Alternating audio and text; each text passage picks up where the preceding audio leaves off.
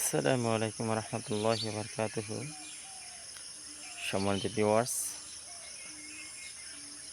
আজকে আরেকটি দোয়া আপনাদের জন্য নিয়ে আসলাম।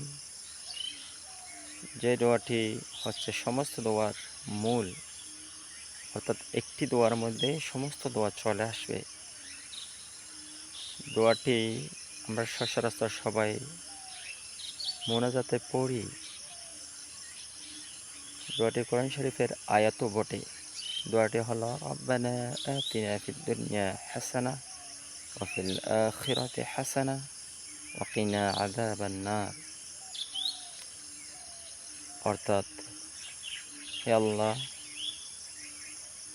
হে আমাদের রব, আমাদেরকে সকল প্রকার দুনিয়ার কল্যাণ এবং আখিরাতের কল্যাণ দান করো এবং আমাদেরকে জাহান্নামের আগুন থেকে মুক্তি দাও।